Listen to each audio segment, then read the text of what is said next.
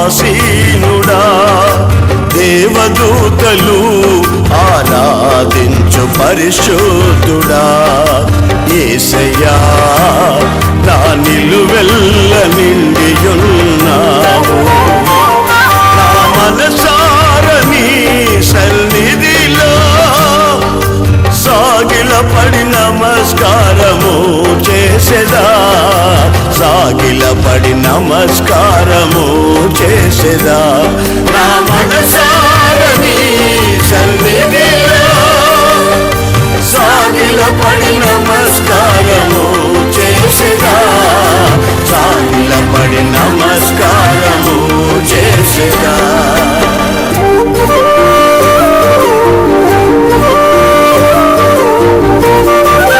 మన ప్రభువును రక్షకుడైన యేసుక్రీస్తు అతి శ్రేష్టమైన నామాన్ని బట్టి దేవుని బిడ్డలైన మీ అందరికీ మరోసారి హృదయపూర్వక వందనాలు. యోధా పత్రిక 2వ వాక్యం చదివి మొదటి వాక్యానికి వెళదాం. మీకు కనికరమును, మీకు కనికరమును, సమాధానమును, ప్రేమయు విస్తరించునుగాక. యోధ భక్త కోటికి ఉత్తరం రాసి అందులో ఈ మాటలను చాలా తేటగా ప్రస్తావిస్తూ వచ్చాడు. ఆత్మీయ జీవితంలో పరుగులు తీస్తూ, ప్రభు రాకడొకరు ఎదురు చూస్తూ, దేవుని సొత్తుగా బ్రతుకుతూ, యేసు రక్తం ద్వారా విమోచించబడిన వారిని ఉద్దేశించి అట్టి వారికట దేవుని కనికరం కలగాలట, ఆ కనికరం విశాలపరచబడి వర్ధిల్లాలట. రెండవది ఏమిటంటే సమాధానం కూడా విస్తరించాలట. మూడవది ఏమిటంటే ప్రేమ విస్తరించాలి. అంటే సంఘానికైనా, కుటుంబానికైనా, వ్యక్తికైనా ఈ 3 అవసరం.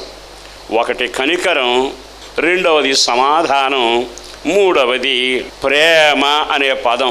ప్రేమ లేకుండా సంఘం లేదు, సమాధానం లేకుండా సంఘం లేదు. ఓ రకంగా దేవుని కనికరం, కృప లేకుండా సంఘం లేదు. అంటే నీ ఆత్మీయ జీవితానికి సమాధానం, నీ ఆత్మీయ జీవితానికి దేవుని ప్రేమ, నీ ఆత్మీయ జీవితానికి కనికరం అవసరమైన వస్తువులు. మరి ఈ రోజున ఈ 3 దీవెనలు మనకు కలగాలి అనుకుంటే మనం ఏం చేయాలి? అందులో మొదటి వాక్యాన్ని ఇప్పుడు ప్రారంభిద్దాం. యేసుక్రీస్తు దాసుడును యాకోబు సోదరుడునైన యోధ, తండ్రి అయిన దేవుని యందు మొదటి మాట వినండి. తండ్రి అయిన దేవుని యందు ప్రేమింపబడి యేసుక్రీస్తునందు భద్రము చేయబడి పిలువబడిన వారికి శుభం. 3 గుంపుల వాళ్ళు ఉన్నారు. ఈ 3 గుంపుల్లో మీరు ఉన్నారా? మొదటి గుంపు ఎవరయ్యా అంటే తండ్రి ద్వారా ప్రేమించబడిన వారు. రెండో గుంపు వారు ఎవరయ్యా అంటే యేసుక్రీస్తు ద్వారా భద్రపరచబడిన వారు. మూడో గుంపు ఎవరయ్యా అంటే పరిశుద్ధాత్మ చేత నడిపించబడుతున్నవారు. సంఘంలో 3 అనుభవాలు ఉంటాయి. ప్రతి వానికి 3 అనుభవాలు ఉండాలి. ఒకటి పిలువబడిన వాడవై ఉండాలి, రెండవది భద్రపరచబడిన వారవై ఉండాలి, మూడవది నీ జీవితంలో పరిశుద్ధాత్మ ద్వారా ప్రేమించబడిన వాడవై ఉండాలి. అంటే 3 కార్యక్రమాలు నీ జీవితంలో ఉంటే ఈ సమస్త దీవెనలు నీకు కలుగుతాయి. మొదటి మాట, తండ్రి అయిన దేవుని యందు ప్రేమించబడిన వారు. మీరంతా ఎవరో తెలుసా? దేవుని చేత ప్రేమించబడుతున్నవారు. ఈ విషయాన్ని మీరు గమనించాలి. యోహాను సువార్త 3వ అధ్యాయంలో మీరు ఎరిగిన మాట నేను చెబుతాను, మీరు చదవచ్చు. ఏముందో తెలుసా? దేవుడు లోకమును ఎంతో ప్రేమించాను. అంటే ఆయన ప్రేమ అపరిమితమైంది. ఆయన నిన్ను నన్ను ఇంకా ప్రేమిస్తూనే ఉన్నాడు. ఆ ప్రేమను బట్టే ఈరోజు వరకు మనం బ్రతికి ఉండగలిగాం. ఆయన ప్రేమించబట్టే మనం ఈ జీవితాన్ని కొనసాగించగలుగుతున్నాం. ప్రేమించబడిన మనం ఆ ప్రేమను చవి చూస్తున్నామా? సరే, దేవుడు ప్రేమిస్తున్నాడు అంటున్నాడు కదా. ప్రేమించిన దేవుడు ఏం చేశాడట? చదవండి. యోహాను పత్రికలో ఒక వాక్యాన్ని మీ జ్ఞాపకం చేస్తాను. మొదటి పత్రిక 4వ అధ్యాయం 10వ వాక్యం చదువుతారు. మనము దేవుణ్ణి ప్రేమించితిమని కాదు గాని తానే మనలను ప్రేమించను. తానే మనలను ప్రేమించి మన పాపములకు ప్రాయశ్చిత్తమై ఉండుటకు తన కుమారుని పంపాను. దేవునికి మహిమ కలుగునగాక. ఈరోజు ఈ మాట చాలా జాగ్రత్తగా మీరు వినాలి. ఆ మాట ఏమిటయ్యా అంటే, మనం ఆయన్ని ప్రేమించలేదు కానీ ఆయనే మనల్ని ప్రేమించాడు. ప్రేమించి ఆయన చేసిన గొప్ప పని ఏమిటంటే తన కుమారుని మన కొరకు పంపాను అంటున్నాడు. తన కుమారుని ఎందుకు పంపాడంటే మనం అంతా లోపభయిష్టమైన జీవితమును, దేవునికి దూరమైన బ్రతుకును, పాపాన్ని మూటగట్టుకుని ఆదాము నుండి సంక్రమించే ఆస్తిని వెంటబెట్టుకుని మనం సాగుతూ ఉన్నాం. రోమాపత్రికలో పౌలు అంటాడు కదా, ఏ భేదమును లేదు, అందరూ పాపము చేసి దేవుడు అనుగ్రహించు మహిమను పొందలేకపోతా ఉన్నారు. ఎప్పుడైతే మనిషి దేవునికి దూరమయ్యాడో అంటే లోక సంబంధమైన సాతాను చిత్తాన్ని ప్రేమించాడు. ఎప్పుడైతే నువ్వు ఆ విధంగా వెళ్ళావో జీవితం అంతా నాశనం అయిపోయింది. దేవుడు అన్నాడు ఈ ఫలం తినొద్దు అన్నాడు, కానీ ఆ ఫలమే తినడానికి ఆమె ఇష్టపడింది. దాని ఫలితమేగా భయంకరమైన శాపం వచ్చి ఏదైనా తోటలో మహారాజులాగా బ్రతకవలసిన వాడు అక్కడ నుండి పాస్తా వెళ్ళగొట్టబడితే ఎండిన బ్రతుకు దున్నే అనుభవం అంతా చోటు చేసుకుందిగా. దీని ఫలితం మనిషి దేవునికి దూరం అయ్యాక చీకటయ్యాడు. దేవునికి మనిషి దూరం అయ్యాక సమాధానం లేకుండా అయిపోయింది. మనిషి దేవునికి దూరం అయిపోయాక మరలా మహిమ కలిగిన ఏదైనా తోటను చూడలేకపోయాడు. ఒక మనిషి దేవునికి దూరం అయ్యాక జరిగేది ఏమిటంటే మనోనేత్రం ముయ్యబడి గుడ్డివాడిగా బ్రతుకుతాడు. నువ్వు ఒకప్పుడు దేవుని పోలికే ఆదామును చేసినప్పుడు మహిమతోనే నింపాడు. ఎప్పుడైతే పాపం చోటు చేసుకుందో గుడ్డితనం మొదలయ్యింది, చీకటి మొదలయ్యింది, వేదన మొదలయ్యింది, నష్టం మొదలయ్యింది, కన్నీళ్ళు మొదలయ్యాయి. బ్రతుకంతా వేదనగా మారిపోయింది. మరలా దేవుని వైపు చూసే ధైర్యం కూడా కోల్పోయారు. ఈ వాక్యాన్ని వింటున్న మొదటగానే మనకు అర్థమవుతుంది ఏమిటంటే మనం ఎంత నాశనంలో ఉన్నామని. ఈరోజు ప్రభు రక్తం ద్వారా కడగబడ్డాం గనక ఈ పరిశుద్ధుల గుంపులో ఈ విధంగా కూర్చోగలిగాం. అయితే ఆయన ప్రేమించాడు గనక మొదటగా మన కొరకు తన కుమారుని పంపాడు. ఆ కుమారుడు రక్తం కార్చాడు గనక ఆ రక్తం ద్వారా మనం అంతా కడగబడ్డాము. దేవునికే మహిమ కలుగునగాక. మీలో ఇంకా కడగబడిన వాళ్ళు ఎవరైనా ఆరాధనలో ఉంటే దేవుని కృప, దేవుని సమాధానం, దేవుని ప్రేమ మీకు విస్తరించదనే విషయాన్ని గమనించాలి. ఆస్తులు విస్తరిస్తాయి, అంతస్తులు విస్తరిస్తాయి, కానీ కృప విస్తరించాలిగా. మీ జీవితంలో వెండి బంగారులు కనకం కార్లు విస్తరిస్తాయి, కానీ సమాధానం విస్తరించాలిగా. ఈ రోజైనా ఈ మాటలు విన్నాకైనా మీరు దేవుని 3 దీవెనలో విస్తరించబడాలి అనుకుంటే మీ కొరకు కుమారుడు పంపబడ్డాడు, నా కొరకు కుమారుడు పంపబడ్డాడు, మనందరి కొరకు కుమారుడు పంపబడ్డాడు. ఆయన రక్తము ద్వారా మనము కడగబడ్డాం. మీలో ఇంకా ఎవరైనా కడగబడక బాప్తిసం పొందకుండా నామకార్థంగా నడుస్తూ ఉంటే ఈ రోజైనా ఆయన ద్వారా కడగబడిన వారైతే మీరు దేవుని చేత ప్రేమించబడిన వారి గుంపులో చేర్చబడుదురుగాక. మరో మాట కూడా మీతో చెబుతాను. మనల్ని ప్రేమిస్తే దానికి 2వ ఆనవాలు చెబుతాను. రోమాపత్రిక 8వ అధ్యాయము 28వ వాక్యాన్ని చదువుదాం. దేవుని ప్రేమించు వారికి అనగా ఆయన సంకల్పం ద్వారా పిలువబడిన వారికి మేలు కలుగుటకై సమస్తమును సమకూడి జరుగుచున్నవని ఎరుగుదుము.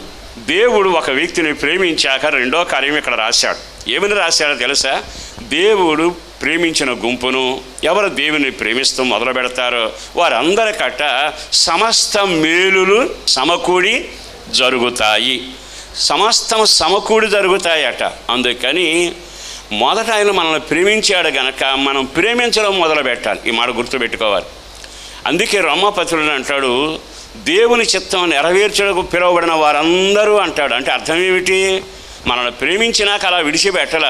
యోహాను మొదటి పత్రిక 4వ అధ్యాయం 11వ వాక్యం. ప్రియులారా దేవుడు మనలను ఇలాగు ప్రేమింపగా మనం ఒకనికి ఒకడు ప్రేమింపబద్ధులమై ఉన్నాము. నువ్వు ప్రేమించబడిన తరువాత కడగబడ్డాక నువ్వెవరవై ఉండాలో తెలుసా? ప్రేమించేవాడవై ఉండాలి. దేవుని ప్రేమించాలి, నీ తోటివాడిని ప్రేమించాలి, సన్నిధిని ప్రేమించాలి, సహవాసాన్ని ప్రేమించాలి. మన తోటి విశ్వాసుల్ని మనం ప్రేమించగలగాలి. నీవు ఎప్పుడైతే దేవుని ద్వారా ప్రేమించబడ్డావో ఆ తర్వాత నీ పని ఏమిటంటే నువ్వు దేవుని ప్రేమిస్తూ ఉండాలి. ఎప్పుడైతే నీ సహోదరుని ప్రేమిస్తావో, ఎప్పుడైతే దేవుని సన్నిధిని, దేవుని వాక్యాన్ని, ఆత్మను, దైవ కార్యాలను ప్రేమిస్తావో వెంటనే మేలులన్నీ నీకు సమకూడి జరగబోతున్నవి. దేవునికే మహిమ కలుగునగాక. నువ్వు రక్షించబడ్డావు, దేవుని ప్రేమను మిండారుగా అనుభవించావు. ఘోర పాపివైన పరిశుద్ధుడిపై గంధం పట్టుకుని నడవడానికి కృపించాడు. కానీ ఆ తర్వాత మేలులు నీకు జరుగుతున్నాయా? ప్రభువుని నమ్మావు కదా, మేలులు జరగాలిగా. ప్రేమించబడి రక్తం ద్వారా కడగబడ్డాక నీకు ఇంట్లో మేలు జరగాలన్నా, నీ గుండెలకు క్షేమం కలగాలన్నా, నీ సమాజానికి మేలు జరగాలన్నా నువ్వు ఎవరివై ఉండాలో తెలుసా? నువ్వు ప్రేమించే వ్యక్తిగా అడుగులు వెయ్యాలి. నీ సహోదరుని కానీ క్రీస్తునందు కడగబడిన ఒక విశ్వాసిని కానీ నువ్వు ప్రేమించలేకపోతే నీ పేరు భక్తుడే, కానీ మేలులు నీకు జరగవు. చిట్కాలాంటి మాట వినండి. మీరు నాకెందుకు జరగటంలా? 40 రోజులు ఉపవాసం ఉన్నా, 60 సార్లు బైబిల్ చదివా, ఏమేమో నేను చేశా, ఏం చేసినా నీకు మేలు ఎందుకు జరగటంలా? నీకు మేలు జరగాలి అనుకుంటే దేవుని చేత ప్రేమించబడిన నీవు నీ సహోదరుని ప్రేమించడం మొదలుపెట్టాలి. ఈరోజు ఈ మాట మీరు మనసులో పెట్టుకునండి. కార్యాలు జరగని వాళ్ళు ఎవరైనా ఇక్కడ ఉంటే ఎందుకు కార్యాలు జరగటం లేదని ఒకసారి లెక్క చూసుకోనండి. మనమే సరిచేసుకుంటే దీవెనకరంగా ఉంటుంది. నువ్వు ఇతరులను ప్రేమించలేకపోయినా, నీ కుటుంబాన్నైనా, లేకపోతే నీ సంఘాన్నైనా, నీ సేవకున్నైనా దైవ సంబంధమైన ప్రేమను చూపే ఒక అనుభవానికి నీవు రానప్పుడు సమకూడిన మేలులన్నీ నీకు జరుగుతాయి అంటే భ్రమ. అందుకని అన్ని మేలులు దేవుని ద్వారా నీవు పొందగలిగిన అర్హతకు రావాలి అంటే నీవు ప్రేమించడం మొదలుపెట్టాలి. దేవునికే మహిమ కలుగునగాక. నేను మరలా చెబుతున్నాను, వాక్యాన్ని సవాలుగా తీసుకోనండి. నువ్వు ఇంతవరకు సన్నిధిని కానీ, వాక్యాన్ని కానీ, సేవకుని కానీ, పరిశుద్ధాత్మను కానీ, చివరికి నీ తోటి వారిని కానీ, కుటుంబ సభ్యులను కానీ ప్రేమించలేకపోతే నీకు మేలులు జరగకపోయినా ఈరోజు తీర్మానం చేసి దైవ సంబంధమైన లేఖనానికి అప్పగించుకోనండి. తలుపులు తీసినట్టుగానే, ఈదురుగాలు విసిరినట్టుగానే సకల దీవెనలు సమస్తమైన కార్యాలు నీకు సఫలం అవటం కళ్ళు చూచునుగాక. 3వ మాట చెబుతా. నువ్వు దేవుని ప్రేమిస్తే చదవండి, 4వ అధ్యాయము 18వ వాక్యాన్ని చదువుదాం. ప్రేమలో భయం ఉండదు. ప్రేమలో భయం ఉండదు. అంతేకాదు, పరిపూర్ణమైన ప్రేమ భయమును వెళ్ళగొట్టును. భయము దండనతో కూడినది. భయపడివాడు ప్రేమ యందు పరిపూర్ణం చేయబడిన వాడు కాడు. 3వ మాట ఏమో తెలుసా? దేవుడు ఒక వ్యక్తిని ప్రేమిస్తే అతనిలో భయం ఉండదట. 3వది ఏమిటంటే భయము లేని క్రైస్తవుడై ఉండాలి. అందరూ ఆమేన్ చెప్పండి. నీ ఆత్మీయ జీవితంలో నిన్ను ఒక భయం వెంటాడుతూ ఉంటుంది. ఆ భయం వలన దేవుని ప్రేమలో పరిపూర్ణత నువ్వు చెందలేవు. అంటే ఇంకా తేడాగా చెప్పాలి అంటే నిన్ను భయం వెంటాడినంత కాలం, భయం చేత ఎడవబడుతున్నంత కాలం నువ్వు ఏ విషయాన్ని కూడా నమ్మలేవు, ఏ విషయాన్ని ధైర్యంగా ఎదుర్కొనలేవు. అంటే ధైర్యం లేని ఒక బలహీనుడిగా మిగిలిపోతావు. అందుకని ఈ మాటలు వింటున్న తర్వాత దేవుని ద్వారా ప్రేమించబడిన వారలారా, మీరు ధైర్యంగా ఉంటున్నారా? ఓ రకంగా చెప్పాలి అంటే పేతురుని, యోహాను తీసుకుని చెరసాలలో వేశారు, ఎన్నో రకాలుగా హింసించారు. వాళ్ళు చేసిన కార్యం ఏంటంటే, మేము దేవుని ద్వారా ప్రేమించబడిన వారం కనుక మేము భయపడం, మా గుండెల నిండా ధైర్యాన్ని నింపాడు. మరి ఈ రోజున ధైర్యం ఉంటే ఆత్మలో నువ్వు సిగ్గుపడవగా, ఏమవుతుందని కంగారు పడవగా, తప్పక ప్రాణం పోయేంత వరకైనా రక్తం కారుతున్న మట్టుకు నేను పోరాడుతూనే ఉంటానని ఒక ధైర్యం కలుగుతుంది. ఆ ధైర్యంతో మన పితరులంతా సాగి వెళ్ళారు. యెహోషువ కుటుంబాన్ని గురించి ఏమంటాడో తెలుసా? లక్షల మందిని నేను నడిపించాను, మీరు వచ్చినా రాకపోయినా, మీరు అనుసరించినా అనుసరించకపోయినా నేను నా కుటుంబం మాత్రం యెహోవాని అనుసరిస్తాం. ఎందుకని? అతనికి ఒక ధైర్యం కలిగింది.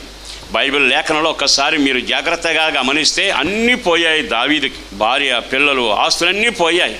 ఏడవడానికి ఓపిక కూడా లేకపోయింది. వెంటనే అతడు ధైర్యము తెచ్చుకుని, సమూయేలు గ్రంథంలో రాస్తాడు, అతడు ధైర్యము తెచ్చుకొని ప్రభువుని బట్టి ప్రార్థన చేసి యుద్ధానికి వెళ్ళాను. అంటే దేవుని చేత నువ్వు ప్రేమించబడి ఉంటే ధైర్యంగా ప్రభువు కొరకు నిలబడగలుగుతావు. ఎప్పుడైతే ఆ విధంగా ఉంటూ నీవు సంఘంలోను, సహవాసంలోను ధైర్యంగాను, పవిత్రతను కొనసాగించడంలో ధైర్యంగాను, శ్రమలు వచ్చినా ధైర్యంగా ఉండగలిగితే ఇక్కడ అంటాడు, వారికి కృప విస్తరించునగాక, వారికి సమాధానం కలుగునగాక, వారికి ఇదిగో దేవుని మహాప్రేమ ఇంకా విస్తరించునగాక. మరి ప్రేమ లేకుండా, సమాధానం లేకుండా, దేవుని కనికరం, కృప లేకుండా నువ్వు ఎంతకాలం బ్రతకగలవు? కృప విస్తరించబడితే ఎండిన బ్రతుకు పండుతుంది. అడవిలో ఉన్నవాడు రాజు అవుతాడు. నిరాకరించబడిన వాడు దేవుని చేత అంగీకరించబడతాడు. కృప కృప కృప. ఈ రోజున సంఘానికి 3 కలగాలని ఒక సేవకుడిగా కోరుకుంటున్నాను. ఆయన కృప మీకు కలుగునగాక, ఆయన సమాధానం మీకు కలుగునగాక, ఆయన ప్రేమ మెండుగా మీ మీద కుమ్మరించబడునగాక. మీరు ఎవరై ఉండాలో తెలుసా? దేవుని చేత ప్రేమించబడిన బ్రతుకుదురుగాక. రెండో మాట చెబుతాను. యోధా పత్రికలోని మొదటి వాక్యం చదువుదాం. యేసుక్రీస్తు దాసుడను యాకోబు సహోదరుడైన యోధ తండ్రి అయిన దేవుని యందు ప్రేమించబడిన మీరు. రెండవది, యేసుక్రీస్తు నందు భద్రము చేయబడ్డారు. ఇప్పుడున్న మాట ఏమిటో తెలుసా? భద్రపరచబడిన వారు అంటే నువ్వు యేసుక్రీస్తు రక్తం ద్వారా కడగబడితే నీ ప్రాణానికి భద్రత, నీ కుటుంబానికి భద్రత, సమస్త విషయాల్లో ఆయన భద్రపరిచేవాడు. అందుకని ఇప్పుడు భద్రపరచబడి దేవుని చేతిలో ఎవరు భద్రంగా ఉంటారో వారికి 3 దీవెనలు కలుగుతాయి. భద్రపరచబడడం అంటే ఏమిటి? యోహాను సువార్త 10వ అధ్యాయంలో చక్కని మాట రాయబడింది. ఈ గొర్రెలు నా గొర్రెలు, వాటిని నేను పేరు పెట్టి పిలుస్తాను, నా చేతిలో నుండి ఎవ్వడు వాటిని అపహరింపలేడు. చదవండి ఆ వాక్యం. 10:29. వాటిని నాకు ఇచ్చిన నా తండ్రి అందరికంటే గొప్పవాడు గనక నా తండ్రి చేతిలో నుండి ఎవడునూ వాటిని అపహరింపలేడు. 28 చదవండి. నేను వాటికి నిత్య జీవం ఇచ్చుచున్నాను గనక అవి ఎన్నటికీ నశించవు. ఎవడును వాటిని నా చేతిలో నుండి అపహరింపడం. భద్రపరచబడడం అంటే ఆయనే గొర్రెగా మనల్ని పోల్చి సందేశం ఇచ్చాడు. ఏమంటున్నాడో తెలుసా? ఇదిగో మీరు గొర్రెలు, మీరు నా చేతిలో ఉన్నారు, నా తండ్రి నిన్ను నాకు అప్పగించాడు కనుక నా చేతిలో నుండి ఎవ్వరూ అపహరింపలేరు. అంటే నువ్వు యేసుక్రీస్తు రక్తం ద్వారా కడగబడి దేవుని సొత్తుగా మారాక నీ ప్రాణాత్మ దేహాలకు దేవుని హస్తమే కాపుదలగా ఉండునగాక. మీరు భద్రపరచబడతారు, దేవునిలో దాచబడతారు. మనం దేవుని చేతిలో భద్రపరచబడ్డామా? ఇప్పుడు మీకు 2 మాటలు చెబుతాను తలపైకెత్తితే. మీరు నా చేతిలో ఉన్నారు అనే మాట ఉంది. ఎప్పుడైతే మనం కడగబడిన వారమై, రక్షించబడిన వారమై, దేవుని ప్రేమ చేత సంఘంలో చేర్చబడ్డామో మొదటిగా మనం గమనించాల్సింది ఆయన చేతిలోకి వచ్చాం. ఇంతకాలం చేతిలో లేవు, తోచినట్టు నడిచాం. ఎప్పుడైతే రక్షించబడిన నీవు భద్రతను కోరుకొని ఆయన చేతిలోకి వెళతావో ఆయన చెయ్యి నిన్ను భద్రపరుస్తూ ఉంటుంది. యేసు ప్రభు ఎలాంటివాడో తెలుసా? చిన్నది చనిపోయింది, బ్రతికించమని నన్ను అడుగుతున్నారు, స్థలం ఇస్తారా అని అడుగుతాడు. నేను గుమ్మం దగ్గర తలుపు తడుతున్నాను, తలుపు తీస్తే నేను లోపలికి వచ్చి మీతో కూడా భోంచేస్తాను అంటాడు. మన దేవుడు ఎవరో తెలుసా? ఆయన మన యొక్క వ్యక్తిగత నిర్ణయం పైన ఆధారపడి కార్యం చేస్తాడు. నీ ఇష్టం మీద ఆయన లోపల అడుగు పెడతాడు. అంటే దాని అర్థం ఏమిటంటే నా చేతిలోకి మీరు వస్తే నేను మీకు భద్రత కలుగా చేస్తాను. కొంతమంది ప్రభువును నమ్మే ఉంటారు. బాప్తిసం పొందాం, పెద్ద బరువు తీరిపోయింది, ఫలానా సంఘంలో సభ్యులం అయిపోయాం, ఇక బాధ లేదు, ఇంచుమించు అన్ని విషయాల్లో దేవుడే చూసుకుంటాడు. కానీ నువ్వు నడిచే నడత ఎక్కడా? దేవుని చేతి కింద ఉన్నావా? ఆయన చేతిలో గొర్రెలాగా ఉన్నావా? కొంతమంది ఉంటారు, వాళ్ళ జీవితంలో ప్రభువుని ఎరిగినట్టే ఉంటారు, కానీ గొర్రెల్లాగా ఉండరు, మేకలలాగా నడుస్తారు. గొర్రెలకి మేకలకి తేడా తెలుసుగా. గొర్రెల కాపరి ముందు నడుస్తాడు, గొర్రెలన్నీ చూసుకుంటూ వెళ్ళిపోతాయి. అదే మేకలను చూడండి, మేకల కాపరి కూడా ముందు నిలబడి రండి అన్నాడు అనుకో, ఇవి తక్కువ కాదుగా. ఏ గోడ మీద ఏ మొక్క ఉంటే, ఏ సందులో ఏ మొక్క ఉంటే పరుగున వెళుతుంది గోడ మీదకి, ఇక ఎగబాకి దాన్ని తింటూనే ఉంటుంది. అందుకే మేకలకేమో కాపరి వెనకుంటాడు, గొర్రెలకేమో కాపరి ముందు ఉంటాడు. ఇప్పుడు నువ్వెవరవే? దేవుని చేతిలో ఉన్నాను అని చెప్పగలిగితే, నీ ప్రాణ ఆత్మ దేహాలకు భద్రత ఉంటే నీవు వెనకుండాలి, నా దేవుడు ముందుండాలి. దేవునికి మహిమ కలుగునగాక. ముందు నడుస్తున్నాడు కాపరి, నేను ఆయన్ను చూస్తూ నడవాలి, నా ఆలోచన నీకు కలగాలి. నేను దేవుని చేతిలోనే ఉన్నానండి 10 సార్లు నేను అన్నా, మనం దేవుని చేతిలో ఉన్నామని బట్టి గట్టిగా అరిసిన ఒరిగేదేం ఉండదు. కాపరి ముందున్నాడా, నువ్వు ముందున్నావా? కొన్నిసార్లు యేసు ప్రభు దగ్గర కొంతమంది వ్యక్తులు వచ్చి, ప్రభువా వీళ్ళంతా గోల చేస్తున్నారు, పరలోకాన్ని నుంచి అగ్ని గురిపిస్తాను, మనకు విరోధంగా మాట్లాడుతున్నారు అని. ఎప్పుడైతే ఆ మాట అన్నాడో యేసుప్రభు ఒకసారి చూశాడు. ఇట్లాంటి సంఘటనలు 2 చూసి నాకు 3వసారి ఏమన్నాడు తెలుసా? సాతానా వెనకపో అన్నాడు. ఎందుకని? మన వాడికి యేసుప్రభు ముందు నడవడం కాదు, యేసుప్రభు కంటే నేనే ముందుని కొన్ని సలహాలు చెబుతూ ఉంటా. మనం కూడా అప్పుడప్పుడు భక్తిలో ముదిరిన తర్వాత దేవుడు చెప్పేదేనో దేవుడికే చెబుతుంటాం. కారణం ఏమిటో తెలుసా? ఇది ఎట్లా జరిగితే బాగుండు ప్రభువా, అట్లా చేస్తే బాగుండు నాయన. పేతురు అదే పోకడలో వెళ్ళాడు. మీరు లేఖనాలు చదివితే లోతు కూడా అదే అంటాడు, ప్రభువా నువ్వు చెప్పినట్టు కాదయ్యా, నేను ఇటు పోతాను, నా మాట విను. అంటే అర్థం ఏమిటి?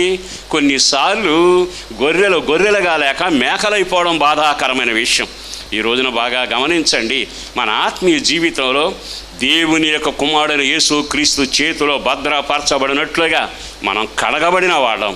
కడగబడినాక ఆయన చేతిలో భద్రంగా ఉంటే నువ్వు గొర్రెవైతే కాపరి ముందుండునగాక. చెయ్యి తామేనానండి. మరో మాట ఏమన్నాడు తెలుసా? నా చేతిలో నుండి ఎవ్వడు అపహరింపలేడు. అంటే అర్థం ఏమిటి? అపహరించేవాడు ఒకడున్నాడు, దొంగిలించేవాడు ఒకడున్నాడు, దోచుకునేవాడు ఒకడున్నాడు. మీరు ఎవరి చేతిలోనైనా ఉంటే వాడు దోచుకుంటాడేమో కానీ నా చేతిలో ఉంటే ఎవడో మిమ్మల్ని దోచుకోలేడు. చేతులెత్తి గట్టిగా ఆమేన్ అనండి. నా చేతిలో అంటే ఆయన ఎంత సమర్థుడై చెబుతున్నాడు? నువ్వు చిన్న పాపివే కానీ, పెద్ద పాపివే కానీ, బలహీనుడివే కానీ రక్షించబడ్డావు, గొర్రెవయ్యావు. ఆయన చేతితో పట్టుకున్నాడా? పట్టుకున్నాక ఎవడొచ్చినా ఆయన చేతుల నుంచి విడిపించుకుని వెళ్ళలేడు. అంటే నీకు ఎంత భద్రత ఉంటుందో తెలుసా? నీకు ఒక మాట చెప్పాలి, ఆయన ఎవరు అంటే బలవంతుడు, పరాక్రమశాలి, సమర్థుడు. నీ మీదకి ఎవరు వచ్చినా వాణ్ణి జయించగలిగిన సమర్థుడు, సరిపోయినవాడు. అందుకని మొదటిది ఆయనలో దాచబడితే గొర్రెల్లాగా ఉందాం. ఆయన అప్పుడు భద్రత దయచేస్తాడు, నీకు ఒక ధైర్యం ఇస్తాడు. నా చేతిలో నుండి అందరూ ఆమేనండి. మరి ఈ రోజున ప్రభు అంత సామర్థ్యంగా చెబుతుంటే చీటిమాటికి పడిపోతానేమో, లోకంలో ఏకమైపోతానేమో, అంతా ఒకటైపోతానేమో, నా మనుగడ సాగించలేనేమో, దుష్టుడు నన్ను దోచేసుకుంటాడేమో, ఎప్పుడైనా భక్తులను జారిపోతానేమో అని ఆలోచన నీకెందుకు వస్తుంది? నీ చేతిలో ఇట్లా నిన్ను దాచిన వాని చెయ్యి బలిష్ఠుని చేయి. ఆ బలిష్ఠుని కాపుదలలో మీరు భద్రముగా దాచబడుదురుగాక. 3వ మాట కూడా చెబుతాను. అదేమిటయ్యా అంటే పిలువబడిన వారు. ఇప్పుడు మిమ్మల్ని పిలిచారు. మనల్ని పిలిచిన వాడు ఎవరు అని అంటే ఆయన ఉన్నతమైన పిలుపుతో మనల్ని పిలిచాడట, పరిశుద్ధమైన పిలుపుతో మనల్ని పిలిచాడట. మనల్ని ఎందుకు పిలిచాడు? చదవండి. తెస్సలోనిక సంఘానికి పౌలు రాసిన మొదటి పత్రిక 4వ అధ్యాయం 7వ వాక్యం. పరిశుద్ధులగుటకే దేవుడు మనలను పిలిచెను. కానీ పరిశుద్ధులగుటకే మనల్ని పిలిచాను. ఆమేన్. ఇంతకాలం అపవిత్రులుగా ఉన్నారు, ఇక పరిశుద్ధులుగా ఉండడానికి ప్రభువు పిలిచాడు. ఏమండి, మన మీద అంత ప్రేమ ఎందుకైనా? ఎందుకు పిలిచినట్టు పరిశుద్ధతగా ఉండమని? కారణం ఏమిటో తెలుసా? పరిశుద్ధులట రాత్రి లేని రాజ్యంలో అడుగు పెట్టబోతున్నారు. పరిశుద్ధులు ఎవరో తెలుసా? యేసుతో ఏలబోతా ఉన్నారు. పరిశుద్ధులు ఎవరో తెలుసా? యుగ యుగాలు ఆయన సన్నిధిలో ముఖ దర్శనం చేసేవాళ్ళుగా ఉంటారు. మరి ఈ రోజున నిన్ను పిలిచింది ఎందుకంటే ఒక కాసు ఇవ్వటానికో కనకం ఇవ్వడానికి కాదు, నీకు ఒక ఉద్యోగం ఇవ్వడానికి కాదు. నువ్వు పరిశుద్ధులుగా ఉంటే యేసు ఎలా ఉంటాడో అలా మారడానికి, యేసుతో ఏలడానికి, పునాదుల పట్టణంలో అడుగు పెట్టడానికి, నిరంతరం నీతిమంతుల రాజ్యంలో తేజో వాసుల స్వాస్థ్యములో ఆయన సన్నిధిని అనుభవించడానికి ఆయన నిన్ను పిలుచుచూ ఉన్నాడు. రెండవది, ఆయన నిన్ను ఎందుకు పిలుచుచున్నాడు? 1 కొరింథీ సంఘానికి పౌలు రాసిన ఉత్తరం 6వ అధ్యాయంలోకి వద్దాం. 3వ వాక్యం చదవండి. మనము దేవదూతలకు తీర్పు తీర్చుదమని ఎరుగరా? ఆగండి, అందరూ ఆమేనండి. అంటే నువ్వెవరవే? నువ్వు తీర్పు తీర్పించుకునేవాడవా, తీర్పు తీర్చేవాడవా? మనం కొన్నిసార్లు మనల్ని పిలిచి మనకు తీర్పు తీరుస్తుంటారు, అదొక తెగ. మనమే కొంతమంది వస్తే తీర్పు తీరుస్తూ ఉంటాం. ఈ రెండిట్లో ఏది గొప్పది? మరి నిన్ను ప్రభు ఎందుకు పిలిచాడు?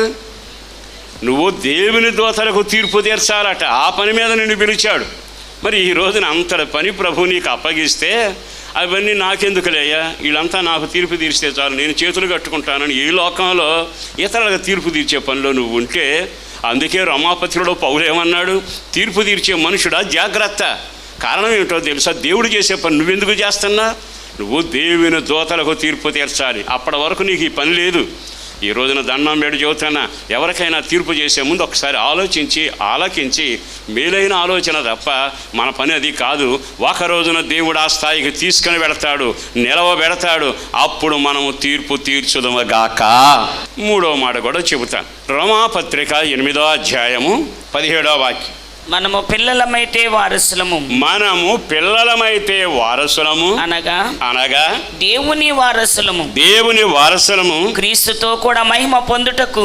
అందరి మాట పక్కనతో చెప్పండి. క్రీస్తుతో మహిమ పొందుటకు. నీ బ్రతుకు నా బ్రతుకు ఎంతగా ఆశీర్వదించబడిందండి, ఎంతగా దీవెనకరంగా మారింది. ఆ మాట ఎంత ముచ్చటగా ఉందో తెలుసా? మీరు క్రీస్తుతో కూడా మహిమ పొందుటకు ఆయనతో శ్రమ పడిన ఎడల. మూడవది, మనమట శ్రమ పడడానికి పిలువబడ్డామట. దేవుని కొరకు శ్రమ పడటం ఉంది, అది ఆశీర్వాదకరం. పౌలును చూడండి, యోహానును చూడండి, పేతురును చూడండి, శిష్య బృందాన్ని చూడండి. ఈ రోజున శ్రమ పడుట ఎక్కడ జరుగుతుందో వాళ్ళకి మహిమ కార్యక్రమం మొదలవుతుంది.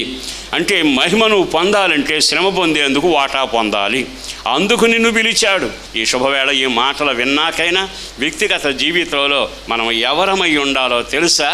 దైవ సంబంధమైన దీవెన ద్వారా నడిపించబడినట్లుగా శ్రమ పడుటకు పిలువబడ్డాము. నా ప్రాణప్రియుడైన యేసుని బట్టి ఈ 3 అనుభవాలు మీ జీవితంలో ఉండాలి. మొదటి అనుభవం దేవుని చేత ప్రేమించబడిన అనుభవాలు ఉండాలి. రెండవది భద్రపరచిన అనుభవాలు ఉండాలి. మూడవదిగా లేఖనం ప్రకారం నువ్వు పిలువబడిన వాడిగా ఉంటే ఈ 3 అనుభవాల ప్రకారం నీవు నడవగలిగి ఆత్మచేత నింపబడి అభిషేకంలో వర్ధిల్లగలిగితే నా ప్రాణప్రియుడైన యేసు నీకు 3 కార్యాలు చేయబోతున్నాడు. మొదటి కార్యం ఏమిటో తెలుసా? నిశ్చయముగా ఆయన కృప నీకు సమృద్ధిగా విస్తరించునగాక. రెండవదిగా సమాధానం నీ గుండెలను ఏలునగాక. మూడవదిగా మీలో ప్రేమ విస్తరించునగాక. అట్టి కృప కలగాలి అనుకుంటే ఒక క్షణం ఇక మీదట, అయ్యా నేను ప్రేమించబడిన వాడిగా బ్రతుకుతానయ్యా, ఇక మీదట యేసుక్రీస్తు చేతిలో భద్రంగా ఉంటానయ్యా, పరిశుద్ధాత్మ నడిపింపులో పిలుపు తగ్గట్టు నేను నడుస్తానయ్యా అంటూ నీవు తీర్మానం చేయగలిగితే ఒక క్షణం లేచి నిలబడండి. ప్రార్థన చేయబోతున్నాం.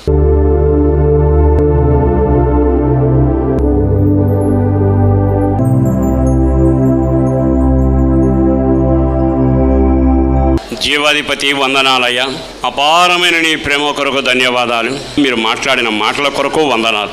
ఇక మీదట మా భద్రత నీలోనేనయ్యా, మా పిలుపు నీ చిత్తమయ్యానయ్యా. విశేషంగా నీ ద్వారా ప్రేమించబడిన వ్యక్తుల్లాగా బ్రతకడానికి కార్యం జరిగించండి. ప్రజలు తీర్మానంతో ప్రార్థన చేసుకుంటూ ఉండగా వారిని కనికరించి కార్యం జరిగించి ఘనత మహిమ ప్రభావాలు మీరు పొందుకుంటూ కార్యాన్ని చేయుమని అటు ఘనకార్యం చేస్తున్నందుకు వందనాలు చెల్లిస్తూ యేసు పరిశుద్ధ నామాన ప్రార్థన చేసి విన్నవించి వేడుచూ ఉన్నాము తండ్రి. ఆమేన్. సంపూర్ణ రాత్రి ఉపవాస ప్రార్థన ప్రతి నెల 15వ తేదీ రాత్రి 9 గంటల నుండి హోసన్నా మందిర్ హనుమాన్ జంక్షన్ నందు జరుగును. ఆదివారం మా ఆరాధనా సమయం ఉదయం 10 గంటల నుండి మధ్యాహ్నం 1 గంట వరకు హనుమాన్ జంక్షన్ హోసన్నా మందిరం నందు జరుగును. పరిశుద్ధాత్మ స్వస్థత కూడిక ప్రతి శనివారం రాత్రి 7 గంటల నుండి 9 గంటల వరకు హోసన్నా మందిరం హనుమాన్ జంక్షన్ నందు జరుగును. మీ ప్రార్థనావసతుల కొరకు మమ్ములను సంప్రదించవలసిన మా చిరునామా పాస్టర్ దేవదాస్ గారు, hosanna Mandir, Nuzvid road, Hanuman junction, Krishna జిల్లా, ఆంధ్రప్రదేశ్. మా ఫోన్ నెంబర్లు 08656242751 మరి ఒక నెంబర్ 9440772772.